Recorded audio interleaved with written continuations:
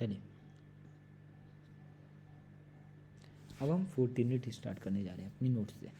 जैसे कि आप देख पाएंगे कि हमें 4th यूनिट में कुछ ज़्यादा नहीं पढ़ना, बस हमें यूज़ केस पढ़ने हैं कि कहाँ कहाँ हम अपना ब्लॉकचेन को यूज़ कर सकते हैं। मैं सिंपली इतना बताता हूँ, 3 जगह पर हम मेनली यूज़ कर सकते हैं। कैसे?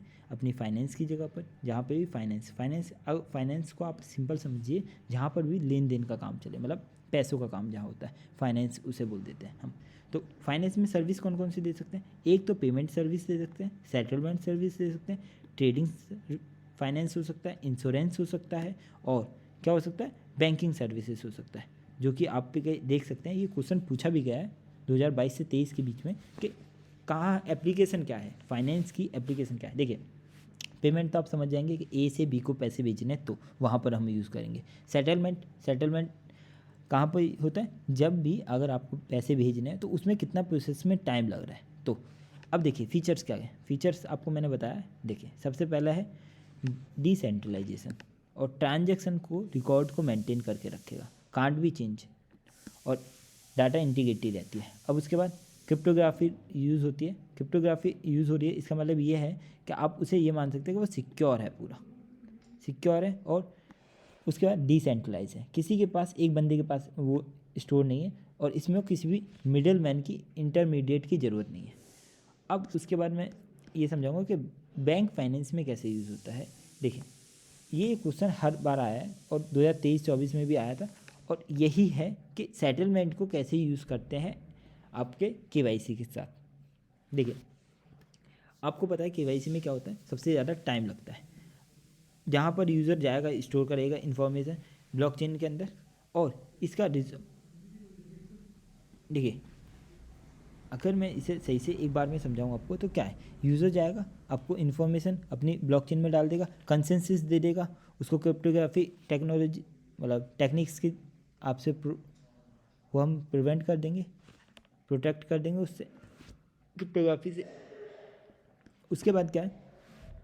ब्लॉकचेन क्या है? इम्यूटेबल होती है, आपको पता है। सिग्निफिकेंट बेनिफिट्स हैं इसके, क्या है? कि एक तो ये कम टाइम लेगी, आपका सेटलमेंट जल्दी करा के दे देगी, और ज़्यादा लोगों की रिक्वायरमेंट नहीं होगी, और जितनी भी जल्दी आप इसमें कर सकते हैं, इतना आप बैंकिंग सिस्टम में जाके नहीं कर सकते। सॉरी। अब देखिए, अब हम समझेंगे कि इसमें with respect to capital market कैसे आप यूज़ कर सकते हैं फाइनेंस सिस्टम को, ब्लॉकचेन को कैसे आप कैपिटल मार्केट में भी यूज़ कर सकते हैं। कैसे? देखते हैं आप कि जब भी मेरे को एक शेयर को लेकर उसे होल्ड करता हूँ मैं, और उसके बाद T+2 दिन तक मैं उसे बेच नहीं सकता हूँ, इन रियल टाइम बेच नहीं सकता हूँ, वो सेटलमेंट नहीं होगी। 2 दिन बाद वो मेरे को उसके पैसे मिलेंगे, जिससे क्या होगा? मेरे पैसे फंस गए। अब मैंने वो भी शेयर भी बेच चुका हूँ, पैसे भी नहीं है मेरे पास, और ना मैं दूसरी चीज़ें खरीद सकता हूँ। तो इससे क्या हो जाता है? इससे मेरा पैसा ब्लॉक हो गया, अब मैं उस पैसे को यूज़ नहीं कर सकता। बहुत सारी दिक्कतें मेरे को आ सकती हैं उससे, और लिक्विडिटी भी मार्केट से कम होगी। तो फिर क्या होगा? इससे इंटरमीडिएट्स को हटा सकते हैं। ब्लॉकचेन लगाते ही आपका significant amount of cost reduce हो जाएगी। उसके बाद क्या है? आप जितना भी मिनिमम एरर्स एंड डिलेज ले सकते हैं। कैसे? आपने तुरंत ही जैसे स्मार्ट कॉन्ट्रैक्ट बना लिया, क्या? हाँ, जैसे ही आपके आज शेयर खरीदेंगे आप, उस आपके अमाउंट से, मतलब वॉलेट से आपका क्रिप्टो करेंसी चली जाएगी, और तुरंत ही आपके पास शेयर आ जाएंगे। तो इससे क्या हुआ? इससे ये फास्ट हो गया एंड स्मूथ हो गया। अब इसके बाद सेम यही है कि इंश्योरेंस सेक्टर में कैसे होता है। देखिए, हर चीज़ में दिक्कत यही है कि वो टाइम कम लेती है। ब्लॉकचेन क्या क्या फ़ायदे हैं ब्लॉकचेन के? एफिशिएंसी है, ट्रांसपेरेंसी है, सिक्योरिटी है। ये 3 चीज़ें हमेशा हर कहीं आप बिंदास लिख सकते हैं कि ट्रांसपेरेंसी देती है, एफिशिएंसी देती है, सिक्योरिटी देती है।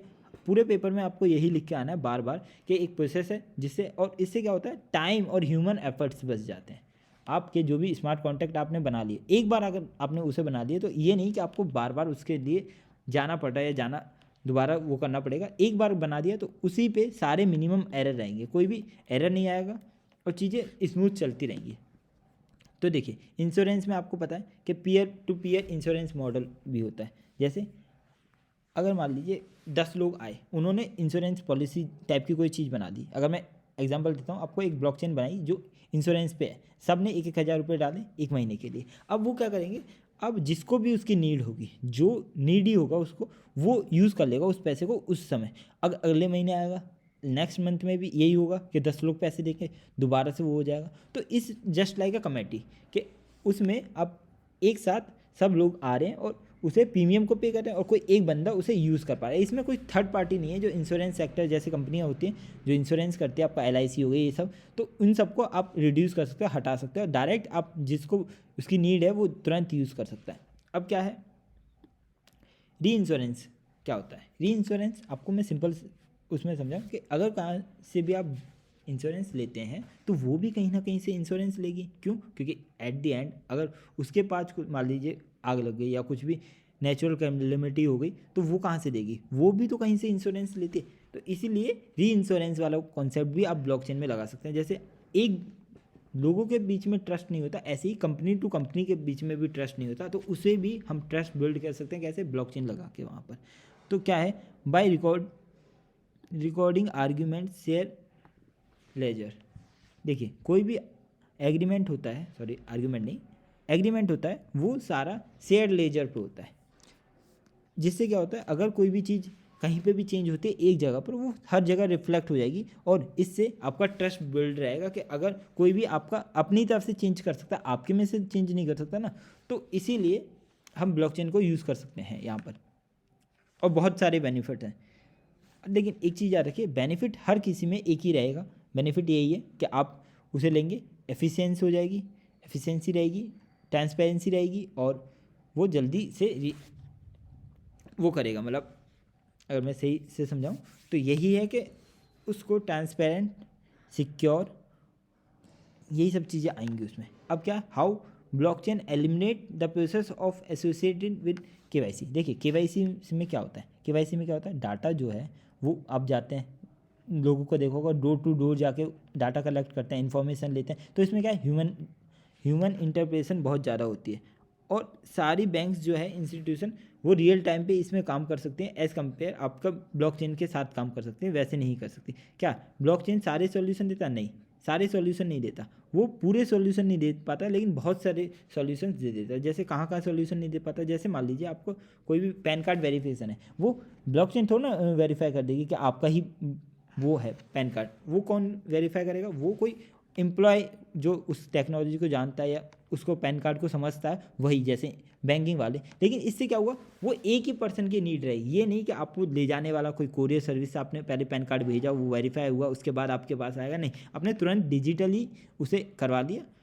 तो अब क्या है, हाउ इन्वेस्टर को कैसे बेनिफिट होगा मतलब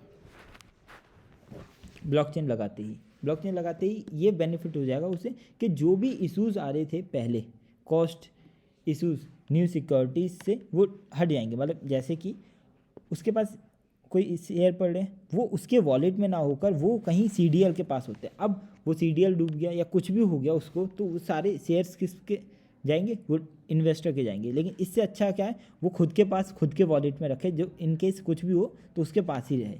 तो अब क्या है, क्लेम में कैसे यूज़ होगा, मैंने आपको बता ही दिया है। क्लेम में कैसे यूज़ होगा, वही है कि आप स्मार्ट कॉन्ट्रैक्ट बना के रखेंगे, डिस्ट्रीब्यूटिव नेटवर्क रखेंगे, तो इससे क्या है, जो फंड है वो हमेशा तुरंत के तुरंत यूज़ हो जाएगा। और कोई भी ये नहीं होगा कि क्लेम सेटलमेंट में कि कंपनी रिजेक्ट कर दे आपका, क्योंकि जो आपके कंसेसिस पहले थे, जो आपने पहले बोल दिया था कि भैया मेरे को तो चाहिए, स्मार्ट कॉन्ट्रैक्ट में जो आपने पहले ही बिल्ड कर दिया था वही रहेगा, कोई चीज़ चेंज नहीं हो सकती। अब क्या है, ब्लॉकचेन री इंश्योरेंस में कैसे सेक्टर में यूज़ होता है, ये मैंने आपको बता ही दिया। अब देखिए ट्रेडिंग एंड सप्लाई चेन में कैसे यूज़ होता है। देखिए blockchain is reversely the trade and supply chain industry by addressing challenges such as inefficiency, lack of transparency and fraud. देखिए आप जैसे समझ पाएंगे कि सबसे ज़्यादा जो फ्रॉड होते हैं वो होते हैं सप्लाई चेन में। जैसे आपने कुछ ऑर्डर करा, उसमें आईफोन ऑर्डर करा, ईट निकल गई उसमें, कैसे निकलती है? क्यों? क्योंकि कोई ना कोई सप्लाई चेन में बीच में उस बंदे ने मतलब फ्रॉड कर दिया। तो और ट्रांसपेरेंसी है ही नहीं, आपको नहीं पता कि कैसे कैसे आपके पास पहुंचा है। लेकिन उसके लिए क्या कर सकते हैं हम, उसे ब्लॉकचेन में डाल सकते हैं। जैसे ही कोई भी बंदा आए, वो सबसे पहले अपना ब्लॉकचेन के अंदर वो डाले कि मेरे पास ये चीज़ रिसीव हुई है। तो इससे क्या होगा, हर कहीं हम उसे वो रहेंगे। और इससे क्या है, देखिए सबसे पहले डिसेंट्रलाइज है, ये इम्यूटेबल है। अगर एक बार किसी ने डाल दिया कि मेरे पास आईफोन पहुंच गया, मान लीजिए आपके और फ्लिपकार्ट के बीच में 3 सेलर हैं, एक सेलर को आपने सेलेक्ट कर लिया, वो सेलर क्या करेगा, आपके पास पहुंचाने के लिए डिलीवरी मैन को देगा। तो अब डिलीवरी मैन जब भी उससे वो सेलर से लेगा तो उस टाइम पे फ़ोटो खींचेगा, फ़ोटो खींच के अब उसने ब्लॉकचेन पे डाल दी, तो वो चीज़ चेंज नहीं होगी, उसने बोल दिया कि हाँ मेरे को आईफोन मिल गया। तो अब जब तक वो उसके पास डिलीवरी वाला कस्टमर के पास नहीं देता, जब तक क्या माना जाएगा, ये माना जाएगा कि अगर वहाँ कुछ भी दिक्कत हुई वो सब किस पे आएगी, वो सब डिलीवरी पार्टनर्स पे आएगी। अब इसमें क्या होता है, ट्रांसपेरेंसी रहती है, और जो अलाउड है, अब मान लीजिए जो भी प्रोडक्ट की जर्नी रहेगी वो सबको पता रहेगी, end to consumer, original product से लेकर मतलब जहाँ से वो ओरिजिन हुई है और जहाँ तक कस्टमर तक पहुँचा है, सबको पता रहेगा कि कैसे कैसी चीज़ें आ रही हैं। अब इसी का स्मार्ट कॉन्ट्रैक्ट भी फर्दर वही है कि देखिए वो क्या है कि टास्क बताइए, मान लीजिए उसने जब भी आप देंगे तो क्या होगा, डिलीवरी पार्टनर का काम क्या है, उसका काम है वहाँ से पैकेट लेना और आपके पास छोड़ देना। तो इससे क्या हो रहा है, इससे उसका स्मार्ट कॉन्ट्रैक्ट में रूल्स लिख दिए गए कि आपको लेना है वहाँ से, और लेते समय फ़ोटो खींचनी है और देते समय फ़ोटो खींचनी है। ये क्या हो गया, एक ब्लॉकचेन के अंदर अगर उसने डाल दी तो कभी भी इम्यूटेबल रहेगा, कभी चेंज नहीं हो सकता और कोई भी उसे एडिट भी नहीं कर सकता। अब देखिए, अब प्रॉब्लम क्या थी पहले सर्विस चेन में और अब क्या मतलब फ़ायदे हो गए हैं। तो पहले प्रॉब्लम समझ लेते हैं। देखिए प्रॉब्लम क्या थी, the traditional supply chain management system for significant challenges that affect the performance of the system. क्या था, देखिए पहले ना परफॉर्मेंस कम होती थी कि अगर मान लीजिए किसी ने आज भेज रहा है तो उसे 3-4 दिन लगते थे एक चीज़ को दूसरी जगह पहुंचाने में। क्यों, क्योंकि कहाँ कब है, किसकी क्या रिस्पॉन्सिबिलिटी है, 1 घंटे में पहुंचाना है, ये सब चीज़ें वो सब नहीं, मतलब वो सब उसे अपडेट नहीं करना पड़ता था। लेकिन आज क्या है, आज जब उसका यही है कि वो तुरंत ही जैसे ही लेगा उसे बताना पड़ेगा कि 1 घंटे में मान लीजिए वो देगा या नहीं देगा। तो डिस्पैच, इनेबिलिटी, ट्रस्ट इशू, ये सब पहले के प्रोडक्ट थे। मेजर इशू क्या था, इनएफिशिएंसी, मैनुअल प्रोसेस के। देखिए अब पेपर वर्क होता था, वो हर कहीं साइन करेगा, वो आगे भेजेगा, वो साइन करेगा, ये सब चीज़ों में क्या है, सारा एफर्ट जाती है, मैन पावर जाती है, और कस्टमर सेटिस्फाई भी नहीं हो पाता है इसमें। अब देखिए फ्रॉड भी हो सकता है। फ्रॉड तो आपको बता ही दिया कि आपके घर पे कोई ला रहा था, उसने उसे मैनिपुलेट कर दिया, जो भी आपकी चीज़ ला रहा था उसे मैनिपुलेट कर दिया। तो ये क्या होगा, इसमें इनकन्सिस्टेंसी आ जाएगी, जो भी आपका डाटा होगा वो इनएक्यूरेट हो जाएगा। अब क्या है, लास्ट क्या दिक्कत होती है कि जो डाटा अवेलेबल है वो रियल टाइम में अवेलेबल नहीं होता है। जैसे कि मैं आपको बताऊंगा, तो ये है कि कोई भी आपको मान लीजिए ये पता चला कि आपका ऑर्डर आ रहा है 2 दिन में आ रहा है। अब वो 2 दिन में आ रहा है, 2 दिन तक वो कहाँ रहेगा, कैसे रहेगा, ये आपको कुछ नहीं पता रहता। क्यों, क्योंकि इसके आप ट्रैक नहीं कर सकते कि वो मिसिंग हो गया या वहाँ वो हो गया, लॉस हो गया, ये सब चीज़ें आपको नहीं पता चल सकती। इसीलिए इस सबको ओवरकम कैसे करा जा सकता है डिसेंट्रलाइज से। अब हम ये सीखेंगे कि कैसे हम उससे ओवरकम कर सकते हैं। जो भी चैलेंजेस आ रहे हैं हमारे पास, वो क्या है, पहला चैलेंज क्या है, हम उसके पास ट्रांसपेरेंसी, जो कि मैंने देखिए चैलेंज जो भी आता है उसका सॉल्यूशन यही है कि हम क्या करेंगे, ट्रांसपेरेंट बना देंगे, इफेक्टिव बना देंगे, और जो भी डिसेंट्रलाइज सिस्टम बना देंगे कि शेयर इन इनम्यूटेबल लेजर बना देंगे, कि जो भी है जितने भी स्टेक होल्डर्स हैं उस सबके पास क्या है, उन सबके पास ये ऑप्शन रहेगा कि हाँ वो यूज़ कर सकते हैं और परमिशन दे सकते हैं किसी भी चीज़ को। लेकिन अगर कुछ भी चेंज होता है तो सारे स्टेक होल्डर से पूछना पड़ेगा और कोई एग्री करेगा नहीं, तो इससे फ्रॉड होने के चांसेस कम हो जाते हैं। One of the key advantage of decentralization is improve taxability by recording every step in the supply chain. देखिए कहीं पर भी कुछ भी हो रहा है, हर चीज़ को नोट करना, हर चीज़ को ब्लॉकचेन पे डालना है। इससे क्या होगा, जब तक वो फाइनल डेस्टिनेशन पे पहुंचेगा, जब तक वो फाइनल डेस्टिनेशन पे पहुंचेगा उसके बाद उसे सही से मिल जाएगा, मतलब नहीं मिलेगा जब तक वो ब्लॉकचेन चलती रहेगी। इससे क्या है, सबको पता लगता रहेगा कहाँ क्या चल रहा है, और इसमें कोलैबोरेटिव मैनर में भी यूज़ हो सकता है। जैसे आपने देखा होगा कि एक चीज़ पे एक टाइम पे काम नहीं कर सकते बंदे पहले, लेकिन अब क्या है, ब्लॉकचेन पे मतलब एक जगह पर वो काम हो रहा है, दूसरी जगह पर दूसरा काम हो रहा है, तीसरी जगह पर तीसरा काम हो रहा है, तो सब एक साथ काम कर सकते हैं।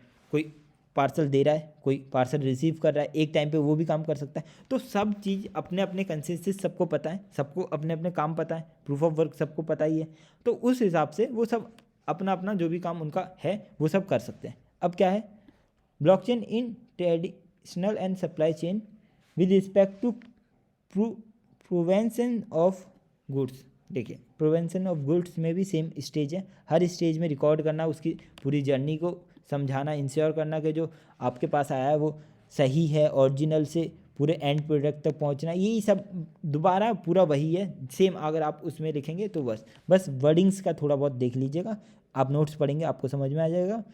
और क्या है blockchain ability to proof tampered proof, कैसे कि देखिए इससे क्या होगा कि कोई भी डाटा टेम्पर नहीं कर सकता, कोई भी आपकी चीज़ों को छेड़छाड़ नहीं कर सकता आपकी चीज़ों के साथ, जो एक बार हो गया वो हो गया। अब क्या सप्लाई चेन विजिबिलिटी, देखिए ये सिंपल वही है जो मैंने आपको बताया कि जो भी आपका डाटा है वो हर मॉनिटर होता रहेगा, हर ट्रैक होता रहेगा हर टाइम, और जब भी कहीं से जाएगा, जब भी कहीं से पहुंचेगा, वो हर बार मैन्युफैक्चर से लेके कस्टमर तक पूरी सप्लाई चेन हर किसी को विजिबल रहेगी, हर कोई देख सकता है कि कहाँ क्या प्रोडक्ट कब पहुंचा था। तो इससे क्या होगा, ट्रस्ट बिल्ड रहेगा कि कोई भी ये नहीं मानेगा कि हाँ भाई ये तो गलत है। सॉरी।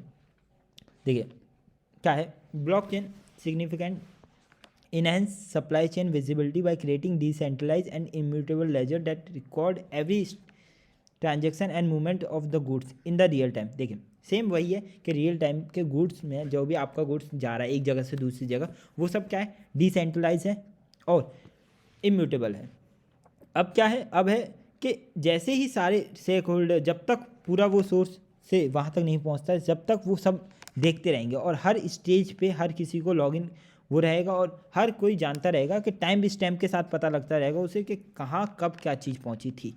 अब क्या है, कोई भी बंदा फ्रॉड नहीं कर सकता, इसमें अनऑथराइज बंदा एंटर नहीं कर सकता। तो सब जो पूरी सप्लाई चेन में है वही, अगर मान लीजिए कोई ऑर्डर में कोई दिक्कत होती है, मान लीजिए आपके पास कोई डिलीवरी गलत आई, आप देख तो सकते हैं कि कौन से स्टेप तक सही थी उसके बाद गलत हुई है, मतलब उस इस बंदे ने झोल कराई या फ्रॉड कराया। तो इस सब चीज़ों से भी आप बच सकते हैं इसकी हेल्प से। अब क्या है सप्लाई चेन फाइनेंस, देखिए कुछ नहीं है, ये भी वही है कि देखिए मैं अगर आपको से समझाऊं कि आप कहीं से इन्वॉइस लाए, मान लीजिए आपने कुछ खरीदा 100 रुपये का खरीदा, आपने आकर उसे अगर आपको जीएसटी देना उस पर जीएसटी देना, तो आपने वो 1000 कर लिया, तो ये क्या हो गया टेम्पर्ड कर दिया आपने उसे, 1000 कर दिया। अब आपको 1000 के वजह से 118 रुपये मतलब 180 रुपये आपको वो मिल जाएगा, टैक्स बेनिफिट जो भी मिलना होगा उस टाइम पे, तो वो सब मिल जाएगा। लेकिन इससे क्या हुआ, आपने टेम्पर्ड करा, इनवॉइस जो आई थी वो आपने टेम्पर्ड करी। जैसे किसी के भी फाइनेंस, आपने देखा होगा कि कंपनी अपने फाइनेंस जो है वो गलत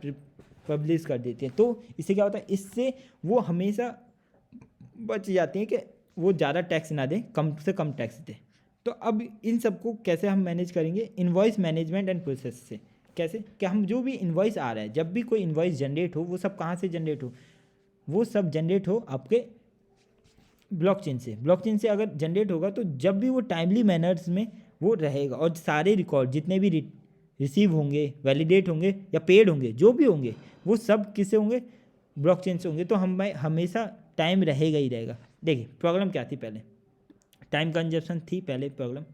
टाइम कंजप्शन क्या थी कि मैनुअली उसे प्रिंट करना पड़ता था, उसे निकालना पड़ता था, प्रिंट निकालना पड़ता था, टाइम ज़्यादा लगता था, सारी पेमेंट का ओवरहेड आ जाता था उस पर। और क्या था, हाईली एरर रेट, कि जैसे ह्यूमन है, आपको पता है ह्यूमन बहुत सारा गलती कर सकता है, बहुत ज़्यादा गलती कर सकता है, तो इन सबको भी वो प्रिवेंट करता है। और लैक ऑफ ट्रांसपेरेंसी तो बिल्कुल नहीं रहती। क्यों, क्योंकि मान लीजिए इन्वॉइस आई आपके पास, आपने उसे टेम्पर कर दिया, आप किसी और को दिखा रहे हैं कि भैया मैंने ये 1000 रुपये की चीज़ ली है, तो वो तो यही समझेगा कि 1000 रुपये की ली होगी। लेकिन अगर वो अपने टेम्पर्ड करी हो, मान लीजिए आपने फोटोशॉप में जाकर उसे चेंज कर दिया, तो इन सब चीज़ों को के लिए ही हमने ब्लॉकचेन के अंदर भी ये डाल सकते हैं इनवॉइस सिस्टम। और क्या है, फ्रॉड मैनिपुलेशन, ये तो आपको पता ही है। हाईली एडमिनिस्ट्रेटिव कॉस्ट, देखिए कोई भी चीज़ है, अब मान लीजिए मैंने कोई चीज़ बनाई, तो अब मैं उसमें लेबर कॉस्ट तो बहुत कम है, लेकिन मैंने ये दिखा दिया कि लेबर कॉस्ट बहुत ज़्यादा है, बहुत ज़्यादा में वो बनी है और मैं इसीलिए बहुत ज़्यादा मैं बेच रहा हूँ, तो क्या है वो जस्टिफाई नहीं हो पाएगी। लेकिन अगर मैं इसको पूरे के प्रोसेस को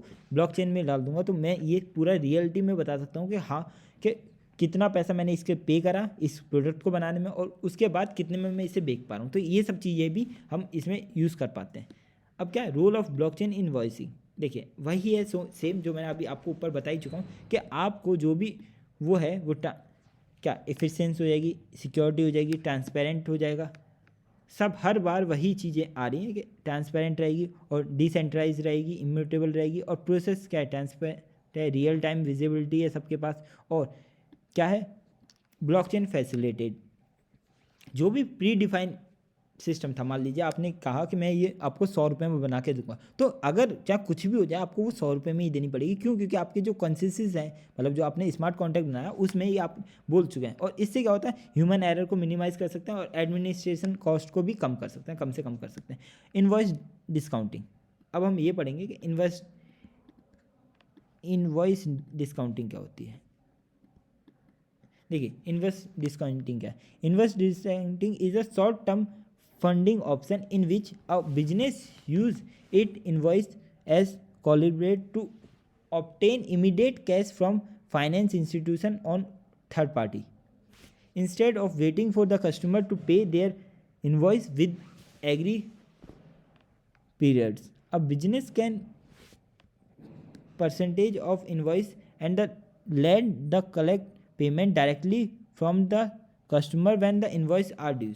देखिए, सिंपल से बताता हूँ कि इन्वेस्ट की क्या होती है इसमें। जैसे सिंपल आपको समझाता हूँ, कोई भी इन्वॉइस होती है, अब मान लीजिए आप बड़े कस्टमर हैं, आपके कोई, आपको कुछ 10 करोड़ का कुछ लेना है, तो आप ये नहीं है कि 10 करोड़ आप डायरेक्ट दे देंगे, नहीं, आप बोलेंगे आप मेरे को माल दीजिए, मैं आपको 2 करोड़ अभी दे देता हूँ, माल लेने के बाद 10 दिन में मैं आपकी पेमेंट पूरी कर दूंगा। अब देखिए ये क्या है, अब उस बंदे को जिसको 10 करोड़ का सामान बनाना है, उसे कहीं ना कहीं से पैसे की ज़रूरत पड़ेगी, तो वो क्या करेगा, आपने ये बोल दिया है कि उसे 10 करोड़ देंगे आप, 2 करोड़ तो दे दिया, 8 करोड़ और देंगे, तो वो उस 8 करोड़ के बदले में वो जाकर क्या बैंक से वो लोन ले लेगा, उसके बदले कोलेटरल रख देगा आपका 8 करोड़ कि ये मेरे को 8 करोड़ देने वाले हैं, तो मैं आपको 4 करोड़ आप मेरे को दे दीजिए, तो जैसे ही इनसे 8 करोड़ आएंगे तो मैं आपको 4 करोड़ दे दूंगा। तो इससे क्या होता है, इससे ये जो आपका इन्वॉइस था वो डिस्काउंट हो गया। कैसे? आपको मिलने इसके 8 करोड़ हैं, लेकिन आपने 10 दिन के लिए इसे कितना बना दिया, 4 करोड़। तो इसी को बोलते हैं इन्वेस्ट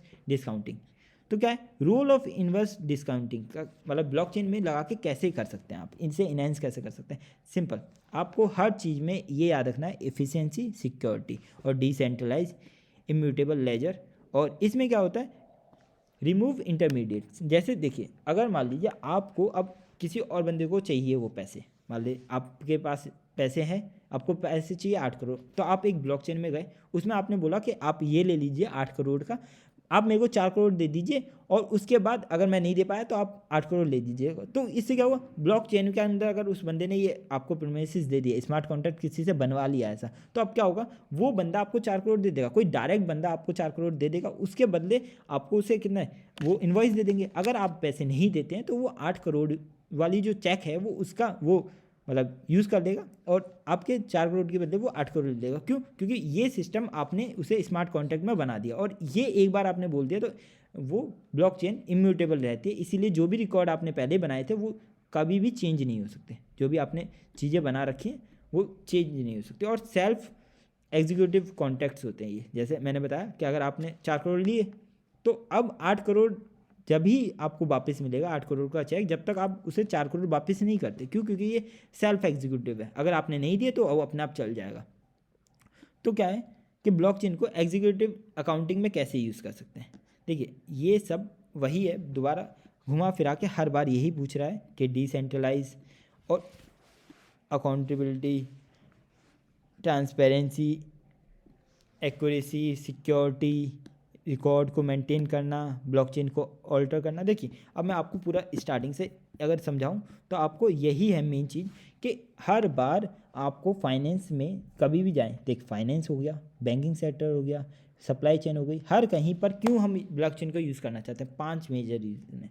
एक डिसेंट्रलाइज, दूसरा ट्रांसपेरेंसी, एफिशिएंसी और स्मार्ट कॉन्ट्रैक्ट जिसकी वजह से बीच का पर्सन हट जाता है, उसके बाद जो भी आपका वो है इम्यूटेबल रहता है। बस 5 चीज़ें आप हर किसी क्वेश्चन में लिख सकते हैं, और इससे क्या होगा, आपको आपकी हेल्प हो जाएगी हर क्वेश्चन को लिखते हुए।